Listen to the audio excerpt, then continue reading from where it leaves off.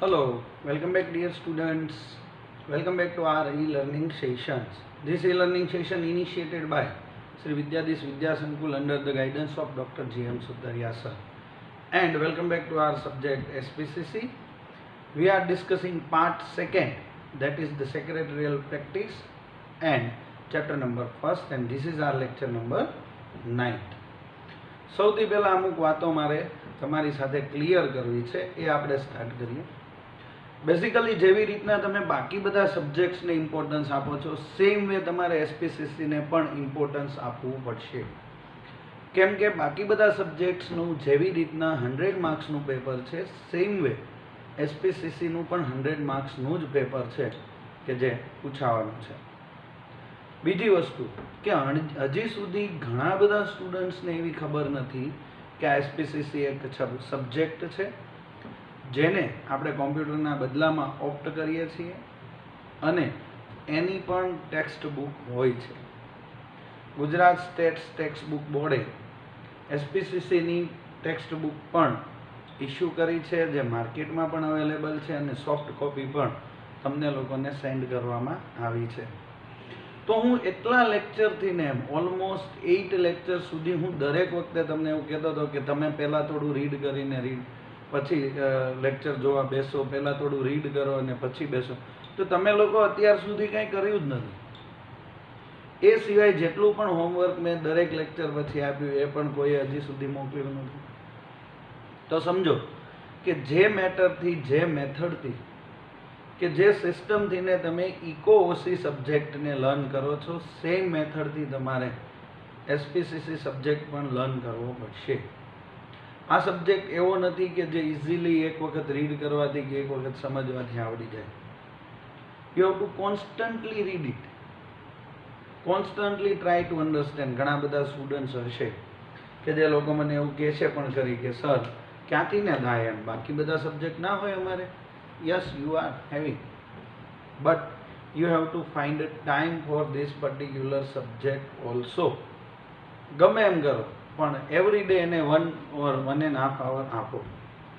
હવે એવું નથી, ગવર્મેન્ટ ઓફ ઇન્ડિયાએ અને ખાસ કરીને ગવર્મેન્ટ ઓફ ગુજરાતે એની એસઓપી ક્લિયર કટ રીતે આપી દીધી છે અને કહી દીધું છે કે મે 2021ની અંદર તમારી બોર્ડ એક્ઝામિનેશન હશે જ. તો એનો મતલબ છે કે જો તમે અત્યાર સુધી માસ પ્રમોશન આવશે કે એક્ઝામ નહીં લેવાય એવી કોઈ પણ વિચારસરણીમાં હો તો પ્લીઝ બહાર આવી જજો. એવું કાંઈ નથી, તમારે એક્ઝામ્સ આપવાની જ છે અને જેવી રીતના રૂટીન કોર્સ ઓફ ટાઈમમાં લેવાય છે એવી જ રીતના લેવાશે. આ પોસિબલ છે કે જો વેક્સિનેશન નહીં થાય અને કોરોનાની વેક્સિન નહીં મળે તો જે અત્યાર સુધી સ્ટાન્ડર્ડ 10થમાં જેમ આપણે આગળ પાછળમાંથી કાંઈ આવતું આજુબાજુમાંથી જેવી રીતના લઈ અને પેપરમાં લખી શકીએ એવું નહીં કરી શકીએ, કેમ કે ક્લાસની અંદર લિમિટેડ સ્ટુડન્ટ્સ હશે. સે ફોર એક્ઝામ્પલ, ધારો કે સ્ટાન્ડર્ડ 10થમાં તમે એક ક્લાસમાં 30 સ્ટુડન્ટ્સ હતા, તો પોસિબલ છે કે હવે તમે એક ક્લાસમાં 15 સ્ટુડન્ટ્સ હશો અથવા તો 10 સ્ટુડન્ટ્સ જ હશો અને ત્યારે આડોશ પાડોશમાંથી કંઈ આવે કે આગળ પાછળવાળો કંઈ આપે એવી કોઈ એક્સપેક્ટેશન ના રાખતા.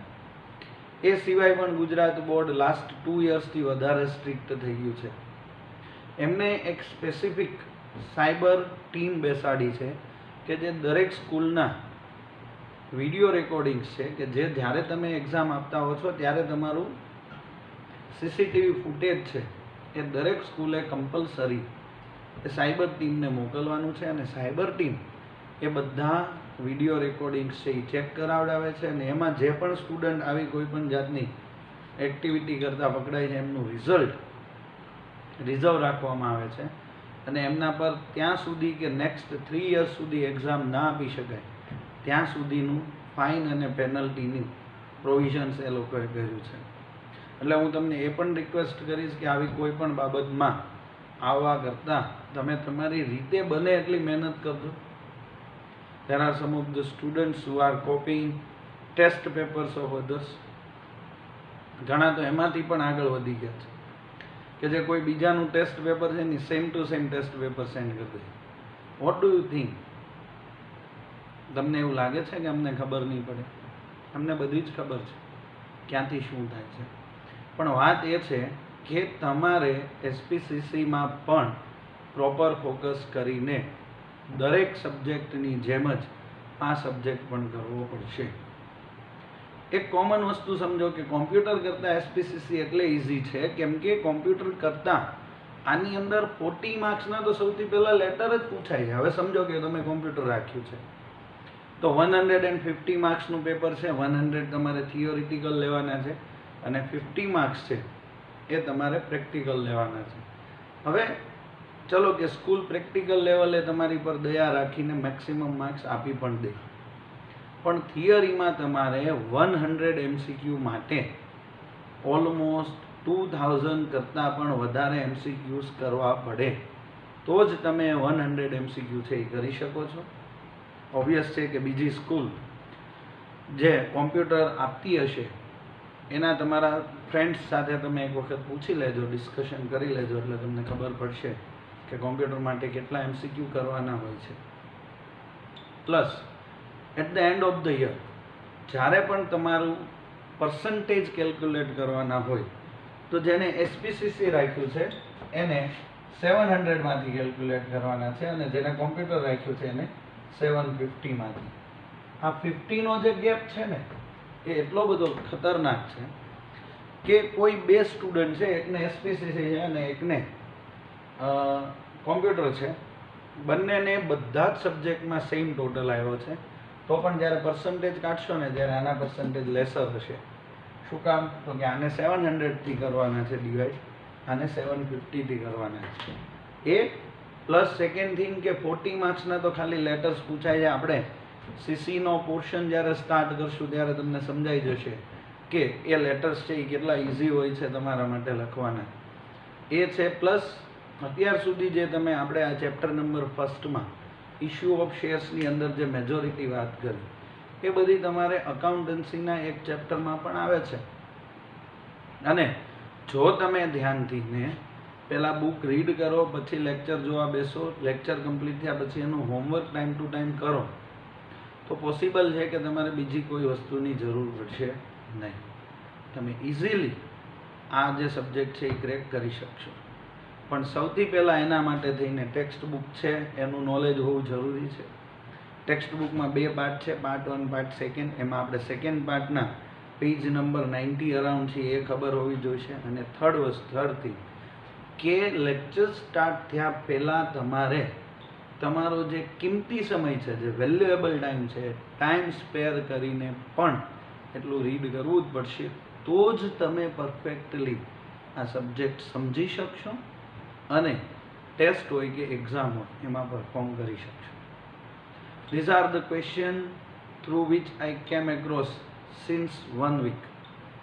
1 વીકની અંદર ઘણા બધા સ્ટુડન્ટ્સને પર્સનલી મળ્યા પછી મને આ બધા પોઈન્ટ્સ જાણવા મળ્યા કે સર એસપીસીસીની પણ બુક છે, એની બુક મળે છે માર્કેટમાં? યસ, કોઈ પણ બુક સેલર્સ પાસે જશો તમને એની ટેક્સ્ટ બુક મળી જશે.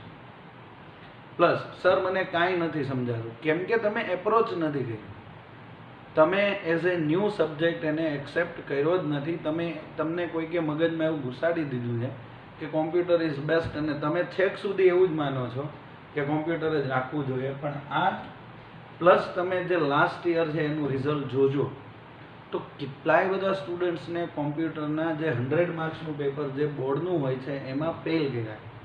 હવે તમે જસ્ટ ઇમેજિન, બાકી બધા સબ્જેક્ટ્સમાં account, state, eco, OC, English, Gujarati એ બધામાં તમે ફૂલ્લી પાસ છો વિથ બેટર પરફોર્મન્સ અને કોમ્પ્યુટરની અંદર ફેલ થાવ કેટલું ખરાબ લાગે. પ્લસ જ્યારે આપણે પર્સન્ટેજ કાઢવાના હોય ત્યારે ઓબ્વિયસ છે કે સેમ માર્ક્સ હોવા કરતાં આપણા પર્સન્ટેજ ઓછા હશે ને જેને એસપીસીસી હશે એના પર્સન્ટેજ વધારે છે. આ બધા એવા પોઈન્ટ્સ છે કે જે અમે લાસ્ટ 1-2 યર્સમાં જોયા છે, લાસ્ટ 1-2 યર્સની અંદર આ બધા ફીલ કર્યા છે અને એટલા માટે થઈને સ્કૂલે એવું ડિસિઝન લીધું છે કે તમે એસપીસીસી સબ્જેક્ટ રાખો. અને એસપીસીસી રાખવાથી તમને પર્સન્ટેજ ગ્રેપ કરવામાં પણ હેલ્પફુલ થશે કેમ કે આ સબ્જેક્ટ છે એ ઓસી જેવો છે પ્લસ થિયરિટિકલ છે એટલે તમે અમુક ટકા લખશો ને તોય માર્ક્સ મળશે. જ્યારે કોમ્પ્યુટરમાં તો એમસીક્યુ ટીક કરવાના છે, જો એક એમસીક્યુ ખોટો એટલે માર્ક્સ ગયા. આમાં એવું હોતું નથી. એટલે આ બધા પોઈન્ટ કન્સિડર કરી અને હવેથી હું એવી એક્સપેક્ટેશન રાખું છું કે તમે લોકો એસપીસીસીને પણ એક સિરિયસ સબ્જેક્ટ સમજી અને એના પર વર્ક કરશો. નાવ let us start with the part 2 secretarial practice issue of shares. જેમની પાસે પણ ટેક્સ્ટ બુક છે એ લોકો જો તો આપણે અત્યારે ડિસ્કસ કરીએ છીએ પેજ નંબર 92. તમને યાદ હોય તો લાસ્ટ ટાઈમ આપણે લેક્ચર નંબર 8ની અંદર શેર કોલ ટોપિક સ્ટાર્ટ કર્યો હતો કે જ્યારે કોઈ પણ કંપની પોતાના શેર્સ એક સાથે ફેસ વેલ્યુ પર ઇસ્યુ કરતી નથી અને એના બદલે એ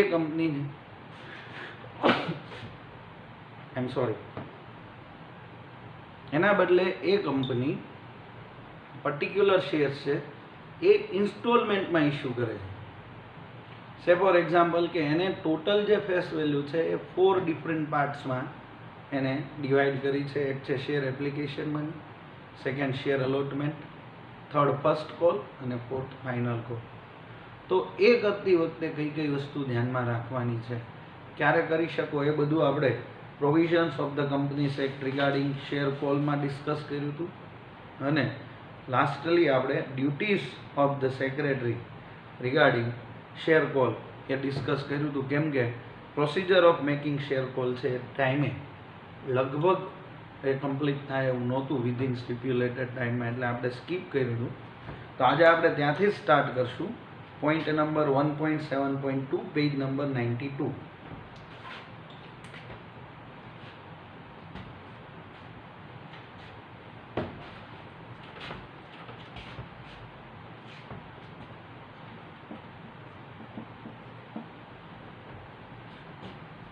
Procedure of making share call.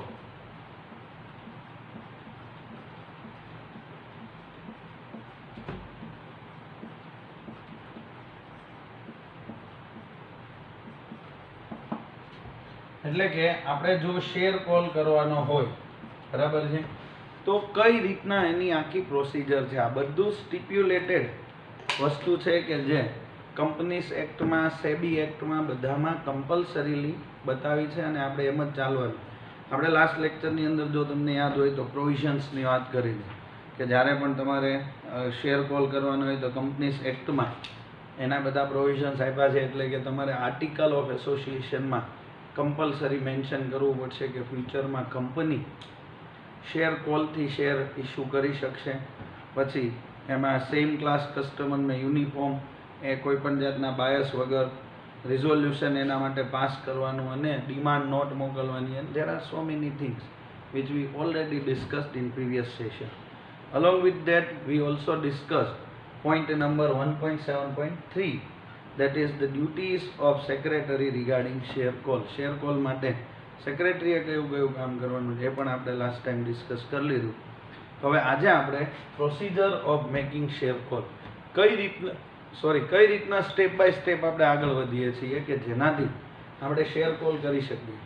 મેં તમને આની પહેલાં પણ કીધું છે અને અત્યારે પણ કહું છું કે જ્યારે પણ આપણે એસપીસીસી સ્ટડી કરતા હોય ત્યારે આપણે કોર્પોરેટ છીએ, એટલે કે આપણે કંપની છીએ એવું આપણે જસ્ટ ઇમેજિન કરી લેવાનું છે અને કંપનીના પોઈન્ટ ઓફ વ્યૂથી કઈ રીતના થાય છે એ બધા પોઈન્ટ આપણે કન્સિડર કરવાના રહેશે. The company can make call on shares by observing statutory provisions and provisions of articles. બે વસ્તુ છે. સ્ટેચ્યુટરી પ્રોવિઝન્સ એટલે કે કંપનીઝ એક્ટની અંદર શેર કોલ માટેના જેટલા પણ પ્રોવિઝન્સ છે, પ્રોવિઝન્સ એટલે એના રિગાર્ડિંગ રૂલ્સ, રેગ્યુલેશન્સ, પ્રિન્સિપલ્સ છે કે જે કંપનીઝ એક્ટની અંદર બહુ સ્પેસિફિકલી આપવામાં આવ્યા છે. તો એ પ્રોવિઝન્સ છે એને આપણે ઓબ્ઝર્વ કરવાના છે. એટલે company can make call on shares by observing statutory provisions and provisions of articles. અને એની સાથે સાથે આપણું જે આર્ટિકલ ઓફ એસોસિએશન છે એમાં પણ આપણે શેર કોલ રિગાર્ડિંગ પ્રોવિઝન હોય તો જ આપણે શેર કોલ કરી શકીએ છીએ. અધરવાઇઝ આપણે આપણા જે શેર ઇસ્યુ કરવાના છે એ 100% ફેસ વેલ્યુથી જ કરવા પડશે. આપણે શેર કોલ મગાવી શકશું નહીં. For this purpose the company is required to follow certain procedures as under, અને એના માટે અમુક પ્રોસિજર ફોલો કરવાની હોય છે જે આ પ્રમાણે છે. First, resolution regarding share call.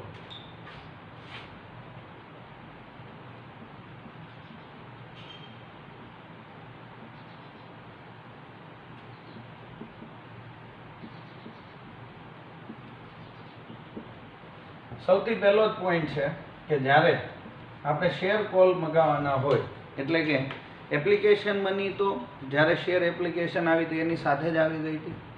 હવે પછીની વાત છે કે શેર એલોટમેન્ટ વખતેની શેર એલોટમેન્ટ મનીનો ફર્સ્ટ ઇન્સ્ટોલમેન્ટ હોય, ફર્સ્ટ કોલ હોય કે ફાઇનલ કોલ હોય, તો જે પણ કોલ હોય એના માટે થઈને સૌથી પહેલાં આપણે એનું રિઝોલ્યુશન છે એ બોર્ડ ઓફ ડિરેક્ટર્સની મિટિંગમાં in the presence of company secretary and chartered accountants આપણે કરવાનું છે. અને એ રિઝોલ્યુશનની અંદર maximum board of director ready હોય, એમાં બધી જ વસ્તુ ડિસ્કસ કરવામાં આવે કે કેટલા રૂપીઝનો ઇન્સ્ટોલમેન્ટ મગાવવાનો છે, કેટલા ટાઈમમાં મગાવવાનો છે, કઈ ડેટથી કઈ ડેટ સુધી રજિસ્ટર છે એ ક્લોઝ રાખવાનું છે, અને કઈ કઈ પ્રોસિજર કરવાની. Each and everything is discuss at the time of resolution.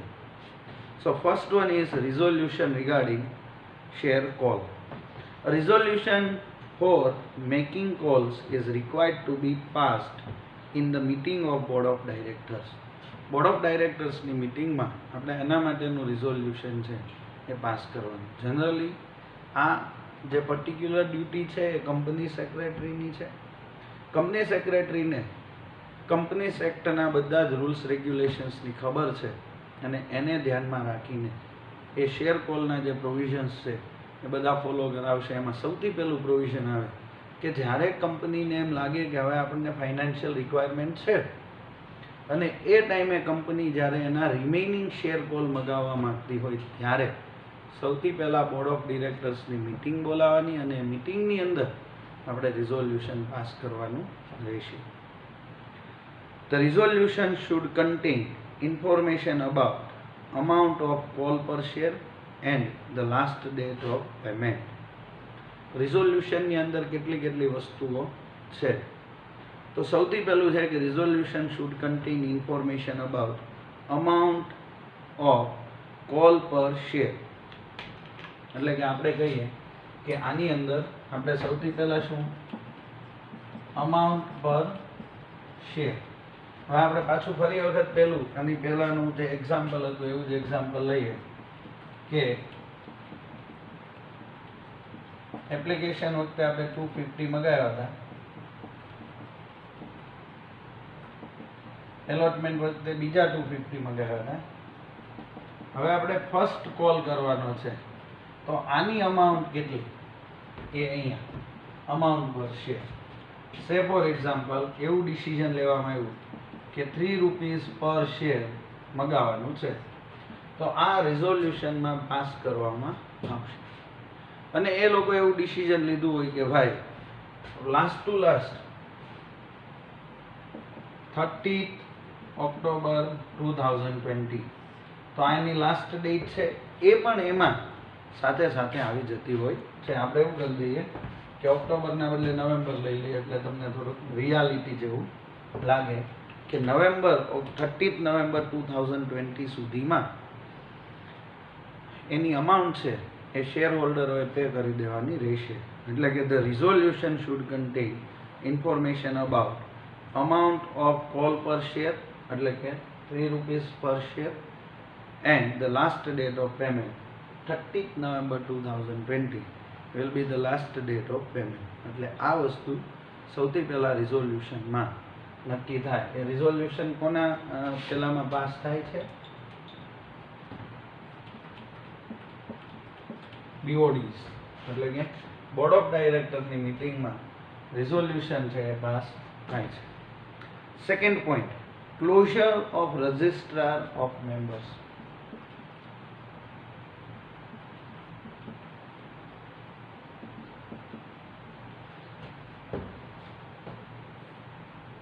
Register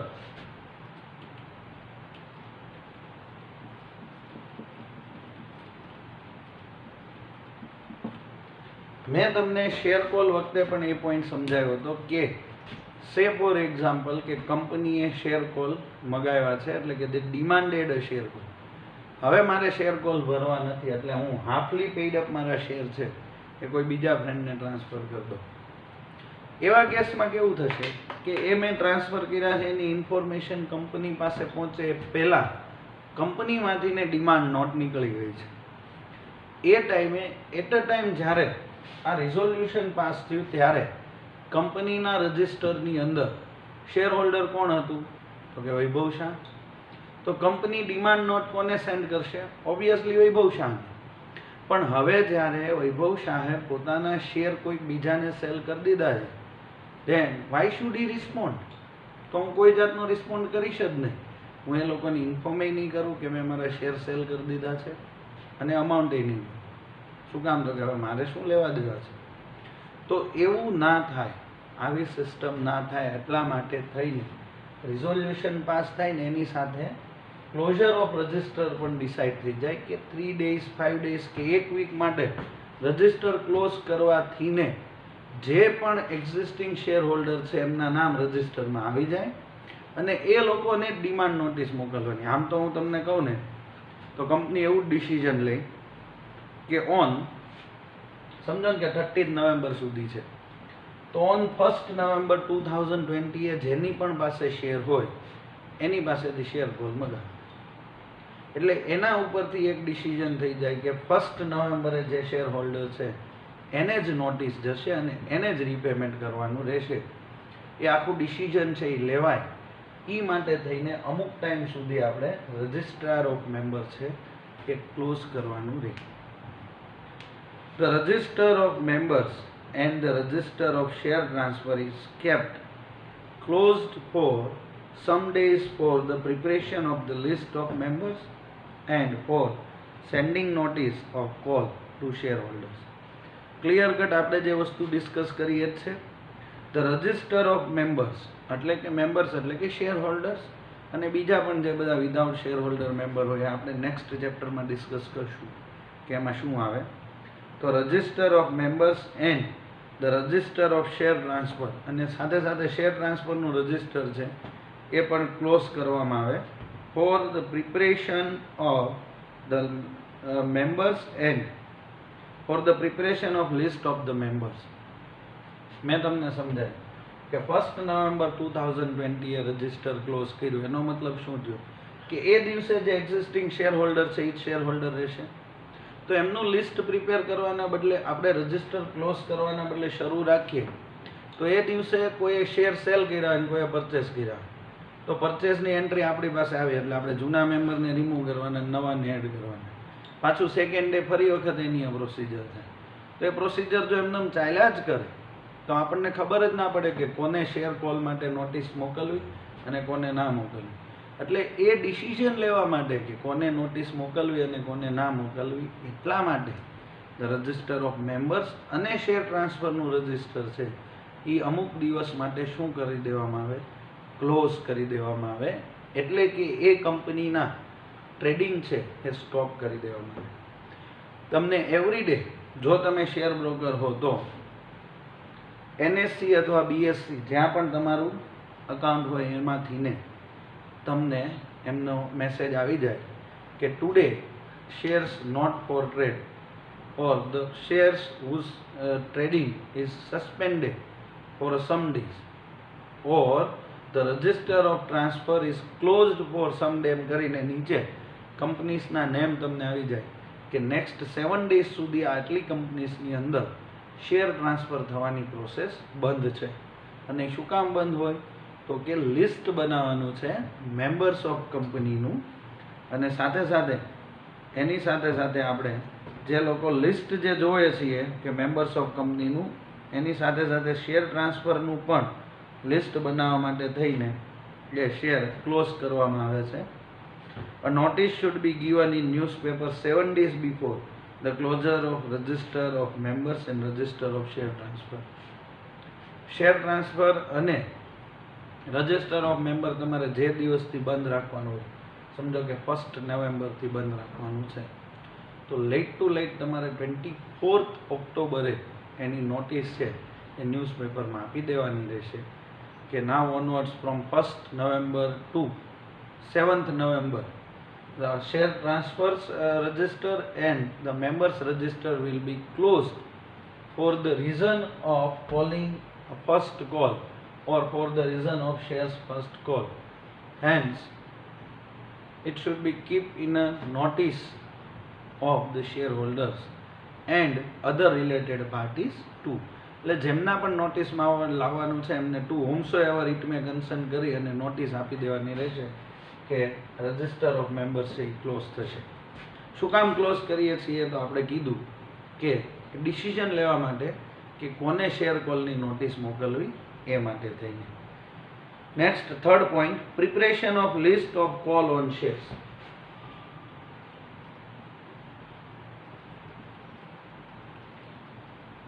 Preparation of list of call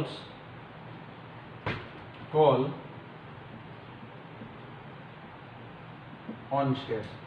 હવે જે અહીંયા આગળ આપણે ક્લોઝર ઓફ રજિસ્ટ્રાર વખતે જે બધા લોકોને ડિસાઈડ કર્યું છે કે આપણે આટલા લોકોને શેર માટે થઈને ડિમાન્ડ નોટિસ મોકલવાની છે એનું આખું લિસ્ટ બનાવવાનું. કેમ કે ડ્યુ કોર્સ ઓફ ટાઈમમાં ઘણા બધાની એડ્રેસ ચેન્જની રિક્વેસ્ટ આવી હશે. કોઈકે પોતાનું નેમ મોડિફાઈડ કરાવ્યું હોય તો એની રિક્વેસ્ટ આવી હોય, કોઈકનું પેન કાર્ડ અપડેટેડ ના હોય તો અપડેટ કરાવવા આપ્યું હોય, કોઈકે આધાર કાર્ડ અપડેટ કરાવવા આપ્યું હોય. તો આ બધી ઇન્ફોર્મેશન આપણે શેર કોલ આવે એ પહેલાં આપણા રજિસ્ટરની અંદર અપડેટ કરી દેવી પડે. એટલા માટે call list is prepared after closing the registrar of members which contain following details. હવે સેકન્ડ સ્ટેજની અંદર જે આપણે રજિસ્ટર ક્લોઝ કર્યું હતું, શું કામ તો કે આપણે લિસ્ટ બનાવી શકીએ. હવે આપણી પાસે લિસ્ટ રેડી છે કે કોને કોને શેર કોલ માટેના નોટિસ સેન્ડ કરવાની છે. હવે લિસ્ટ ઉપરથી ને આપણે કોલ ઓન શેર્સ ડિસાઈડ કરશું.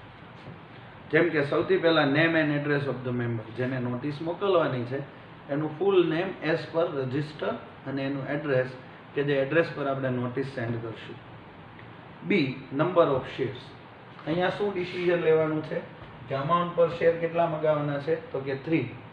તો સે ફોર એક્ઝામ્પલ કે નંબર ઓફ શેર્સ એની પાસે આપણે એવું ડિસાઈડ જોઈ લઈએ કે 1000 શેર્સ છે. એટલે સૌથી પહેલા અહીંયા શું આવશે, મિસ્ટર એ એટલે કે નેમ, પછી એનું આવશે એડ્રેસ, નેમ એડ્રેસ આવી ગયું એટલે પોઈન્ટ એ, પછી point B number of shares, point C amount of call. કેટલું છે amount of call? 3 rupees per call. 3 rupees છે ને. Fourth, amount of calls in advance if any. હવે કેવું છે કે ઘણી વખત એ લોકોએ જ્યારે એલોટમેન્ટ મની વખતે અમુક વધારે અમાઉન્ટ ભરી દીધી, અથવા તો કંપની હવે પછી 2 રૂપીસ બાકી રહી છે, તો શેર હોલ્ડરને એવી ફેસિલિટી આપે કે નેક્સ્ટ ટાઈમ જ્યારે અમે મગાવીએ ત્યારે તમને જો એવું લાગતું હોય કે we are not capable to pay the remaining call on time, તો તમે અત્યારે એડવાન્સમાં ભરી દો. મેં ઘણા બધા લોકોને એવા જોયા છે કે જ્યારે ડિમોનેટાઇઝેશન થયું તો પાસે જે પેલી જૂની 500 રૂપીસની નોટ હતી એટલી બધી હતી કે બેંકમાં ને એમાં આપી ન શકાય. તો એ બધાએ શું કર્યું, મ્યુનિસિપાલિટીનો ટેક્સ ભરી દીધો 5 યર્સનો એડવાન્સમાં. મ્યુનિસિપાલિટી એક્સેપ્ટ કરી લીધું.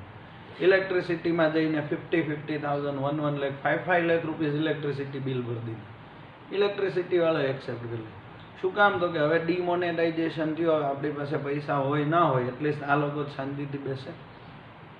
એટલે એવા સંજોગોમાં એડવાન્સની અમાઉન્ટ પણ એ લોકો કહી દે. સમજો, amount of calls in advance if any. બરાબર. તો સમજો કે આપણે એવું ડિસિઝન લઈએ કે 3 રૂપીસ પછી હવે 2 રૂપીસ બાકી છે, તો 2 રૂપીસ મગાવી લઈશું. Next point E, amount payable by the member. Routine કેટલું છે? 1000 ઇન્ટુ 3 એટલે 3000. હવે જો આપણે આ પોઈન્ટને કન્સિડર કરીએ તો બીજા 2000 પે કરવાના, તો ટોટલ 5000 પે કરવાના. અધરવાઇઝ રૂટીન કેટલા પે કરવાના? 3000 ઓનલી. એ છે amount payable and date by which the amount has to be made. તો એફ ની અંદર આપણે શું લખશું? 30th November 2003. એટલે આટલી વસ્તુ છે કે preparation of the list on call on શેર્સમાં આપણે એ બનાવવાની છે. 4th point, information to the bank.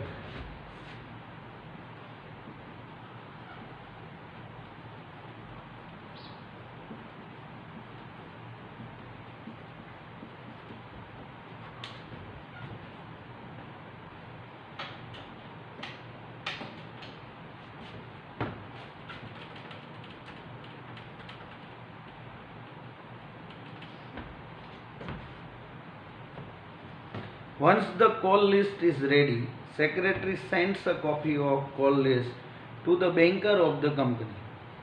If is also intimated to the bank to collect the call money on behalf of the company and credit the same to the share call amount.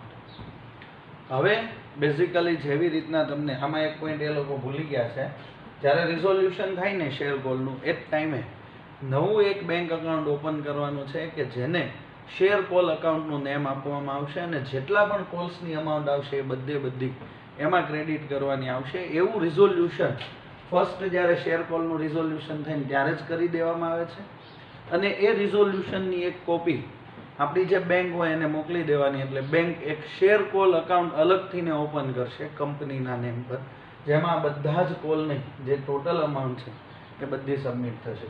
હવે આપણે જ્યારે share call account બેંકનું open કરાયું છે તો આ જે list બન્યું છે preparation of the list on call on shares, એનું લિસ્ટ આપણે એ પર્ટિક્યુલર બેંકને સેન્ડ કરવાનું રહેશે. આજે એઝ અ પર્સન મને ખબર છે કે મારી પાસે 1000 શેર્સ છે અને મારે 3000 રૂપીસ ભરવાના છે. હું બેંકમાં ભરીશ ને તો બેંક લઈ પણ લેશે. પણ ઘણા બધા શેર હોલ્ડર્સ એવા હોય છે કે જેમને ના ખબર હોય, જેની નોટિસ પ્રોપરલી ના જોઈ હોય, આડે ધડ રકમ ભરી દીધી હોય, તો એના માટે એનું એક લિસ્ટ છે એ બેંકને આપવું કમ્પલસરી છે. એટલે કે તમારે બેંકને ઇન્ફોર્મ કરવાનું છે કે એટલી અમાઉન્ટ એટલી અલગ અલગ જગ્યાએથી ને આવશે જે તમારે અમારા શેર કોલ અકાઉન્ટની અંદર ક્રેડિટ કરવાની છે. Once the call list is ready, અહીંયા જે થર્ડ સ્ટેજની અંદર કોલ લિસ્ટ રેડી થયું આવડું, secretary સેન્ડ્સ a copy of call list to the banker of the company. જેમની પાસે આપણે શેર કોલ અકાઉન્ટ ઓપન કરાયું છે એમને આ લિસ્ટ મોકલશું આપણે. It is also intimated to the bank to collect the call money on behalf of the company. એના માટે આપણે એ પર્ટિક્યુલર બેંકને રાઇટ્સ આપવાના હોય છે કે we are providing a right to the so and so bank that they can collect money on behalf of the ABC company limited and credit the same to the share call account. એના માટે જે separate account બનાવ્યું છે એમાં એ amount એ credit કરી આપે એવું એક એપ્લિકેશન છે, એવું એક લિસ્ટ છે જે કંપની સેક્રેટરી પર્ટિક્યુલર બેંકને આપવાનું રહેશે. 5th, sending notice to call. Third પોઈન્ટની અંદર આપણી પાસે લિસ્ટ રેડી થઈ ગયું છે. હવે લિસ્ટ રેડી થઈ જવાથી ખબર પડી કે mister A B C D E F Z સુધી હતું. પછી સેકન્ડ ટાઈમ શરૂ થાય mister double A A B A C A D A E A F M. એ પૂરું થાય એટલે B થી સિક્વન્સ શરૂ થાય. એટલે જસ્ટ નેમ કહું છું તમને કે ભાઈ નેમ હોય આનંદ, સદાનંદ, પરમાનંદ એમ એવી રીતના લિસ્ટ આખું બનાવ્યું અને આ બધાનું લિસ્ટ આપણે થર્ડ સ્ટેજની અંદર રેડી કર્યું. ફોર્થ સ્ટેજની અંદર એ લિસ્ટ છે એ આપણે બેંકને મોકલ્યું હતું. હવે આ જે લિસ્ટ રેડી કર્યું છે એ લોકોને ઇન્ફોર્મ કરવાનું છે કે ભાઈ આવો અને 30 નવેમ્બર પહેલાં તમારો શેર કોલ ભરી આપો. એટલે એને કહેવાય sending notice of call.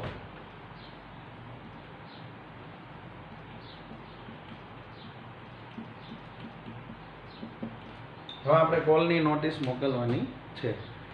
A letter informing the amount of call to be paid is sent to every member by registered post after preparation of the list of call on shares. એક વખત તમે list of call on shares prepare કરી દીધું પછી હવે કેવું થાય, તમે કુરિયરમાં મોકલો ને તો ઘણા એક્સેપ્ટ ન લે, ઘણા એમ કે અમને મળ્યું જ નથી. નોર્મલ પોસ્ટથી મોકલો તોય ઘણા છટકી જાય કે ના અમને મળ્યું જ નથી તો અમે શેના ભર્યું. એટલા માટે કંપની ખર્ચો કરીને રજિસ્ટર્ડ પોસ્ટથી મોકલે. હવે તો બધી ઈમેલ સિસ્ટમ થઈ ગઈ છે એટલે મેઇલ જ આવે છે. ન્યૂઝપેપરની અંદર નોટિસ આવી જાય ને પછી તમને પર્સનલ મેઇલ આવી જાય એટલે તમારે સમજી લેવાનું કે મારે કોલ પે કરવાનો છે. પણ પહેલાં એવું હતું કે લોકો આવી રીતનું કરતા, એટલે કંપની રજિસ્ટર્ડ પોસ્ટ થ્રુ જ એ નોટિસ મોકલે. એટલે શું કીધું? Letter informing the amount of call to be paid. આપણે એવું ધારી લઈએ કે મિસ્ટર એને લેટર લખવાનો છે એટલે એને લખીને કહી દીધું હોય કે 3000 રૂપીસ અત્યારના એડવાન્સ પેમેન્ટ કરવું હોય તો બીજા 2000 એમ કરીને 5000 રૂપીસ તમારે ભરવાના છે. is sent to every member by registered post after preparation of the list of call on shares. એક વખત લિસ્ટ બની જાય એટલે દરેક મેમ્બરને નોટિસ સેન્ડ કરવાની છે.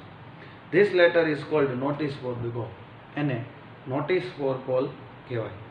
The notice must be reached the member 14 days before the prescribed date of payment of call money. હવે મતલબ શું થયો? તો કે મતલબ એવો થયો કે જે તમે ક્લોઝર ઓફ રજિસ્ટર 7 ડેઝ પહેલાં આપ્યું હતું એની પહેલાંના 14 ડેઝ પહેલાં, એટલે એની પહેલાંના 7 ડેઝ અને total 14 days or else 24th જ્યારે તમે રજિસ્ટર્ડ ઓફ મેમ્બરને ક્લોઝ થાય છે એ પછી જે 7 ડેઝમાં રજિસ્ટર ક્લોઝ થાય. તમે સમજો, પહેલો પોઈન્ટ મેં તમને કન્ફ્યુઝ કરવા માટે કીધો. હકીકતમાં તો આપણે લિસ્ટ અહીંયા બનાવશું જ્યારે રજિસ્ટર ક્લોઝ થાય ત્યારે. એટલે આ રજિસ્ટર જે 7 ડેઝ માટે ક્લોઝ થયું એ ટાઈમે લિસ્ટ બનાવ્યું અને એની એકચ્યુઅલ પેમેન્ટની ડેટ હોય જે સમજો કે 10 ડેઝ જ રાખવી છે આપણે. લાસ્ટ ડેટ આપણે કઈ ડિસાઈડ કરી? 30th November. પણ સ્ટાર્ટિંગ ક્યારેકથી કરવું છે? તો કે 21st નવેમ્બરથી ને આપણે સ્ટાર્ટ કરવું છે. તો કે 21st નવેમ્બરથી 30th નવેમ્બર સુધીના 10 ડેઝમાં બધાએ પેમેન્ટ કરી દેવાનું. તો એટલીસ્ટ 14 ડેઝ પહેલાં, એટલે કે 6th નવેમ્બર સુધીમાં દરેક કસ્ટમરને, દરેક મેમ્બરને એની નોટિસ મળી જવી જોઈએ, જેની અંદર આ બધી જ ડિટેલ છે એ બહુ સ્પેસિફિકલી મેન્શન થયેલી હોય. 6th પોઈન્ટ, હવે આપણે નોટિસ મોકલી દીધી એટલે જે શેર હોલ્ડરને નોટિસ મળી એ નોટિસ છે એ જેની રિસિપ્ટ બનશે એ લઈને બેંકમાં જશે, સ્લીપ ભરશે અને ચેકથી પેમેન્ટ કરી દેશે.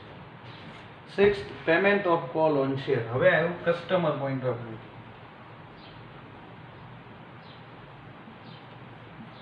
Payment of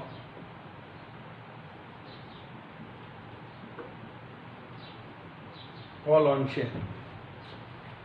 Shareholders pay the amount of call to the bank within 14 days of the receipt of notice of share call. હવે આ બધું જે મેં અત્યાર સુધી સમજાવ્યું એ વિધાઉટ પ્રોવિઝન હતું. હવે એવું માની લઈએ કે વિથ પ્રોવિઝન હું તમને હવે ફરી વખત આખી પ્રોસેસ સમજાવું. તો closure of registrar of members 10 લઈ લઈએ. 10th October to 17th October.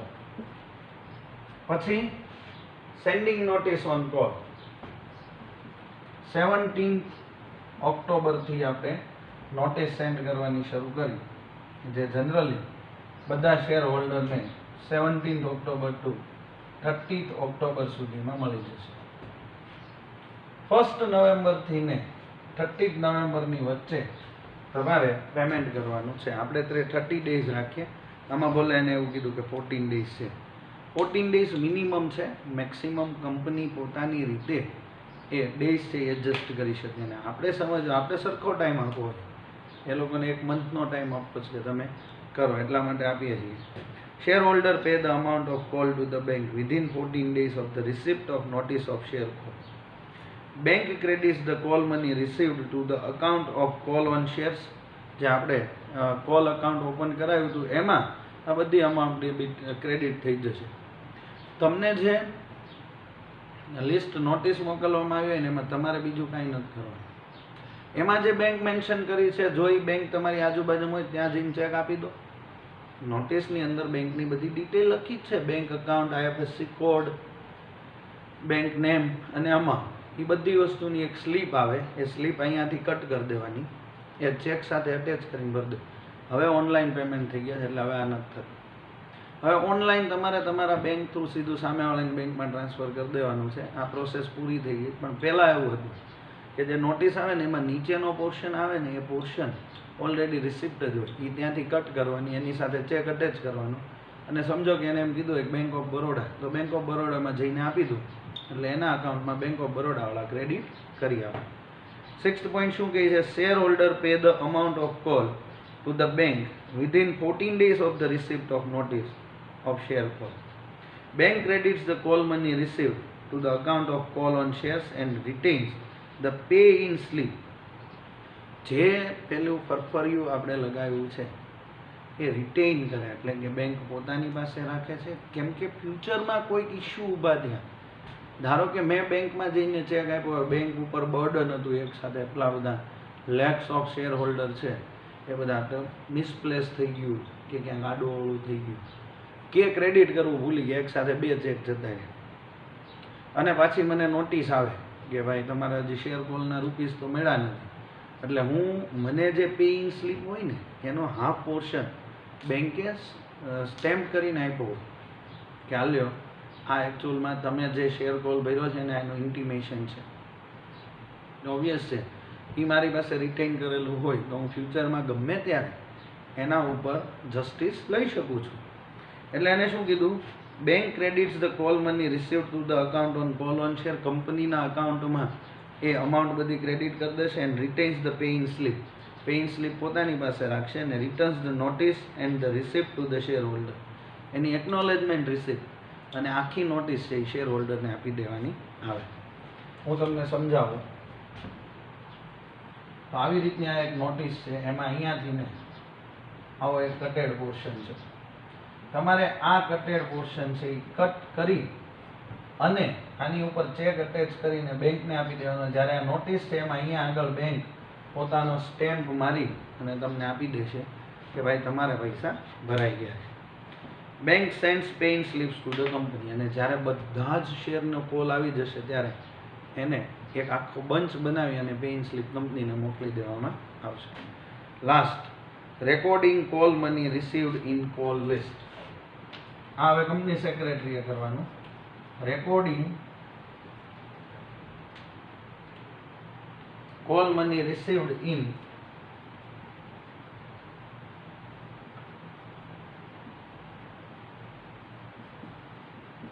Call list. અહીંયા આગળ કોલ લિસ્ટ બનાવ્યું હતું. હવે એની સામે જેટલા પાસેથી જેટલી અમાઉન્ટ આવી છે એ બધી રેકોર્ડ કરી દેવાની રહેશે. The secretary records the call received in register of members on basis of pay-in slip. યાદ આવ્યું? બેંકે પહેલાં તમારી પાસેથી પે-ઇન સ્લીપ લીધી હતી અને તમને નોટિસ પર સ્ટેમ્પ મારી રિટર્ન કર્યું હતું. આ બધી પે-ઇન સ્લીપ ઉપરથી એને અમાઉન્ટ તો કંપનીના એકાઉન્ટમાં ક્રેડિટ કરી દીધી, પણ કંપનીને કેમ ખબર પડે કોની અમાઉન્ટ આવે? એટલે એ જે પે-ઇન સ્લીપનો બંચ છે એ કંપનીને મોકલવામાં આવે, અને કંપનીનો સેક્રેટરી એક પેઇંગ સ્લીપ ચેક કરતો જશે અને રજિસ્ટરમાં જ્યાં જેનું લિસ્ટ હશે નેમ એની સામે એની એન્ટ્રી કરતો જશે કે આનું આવી ગયું, આના નથી આવ્યું, આનું આવી ગયું, આના નથી આવ્યું.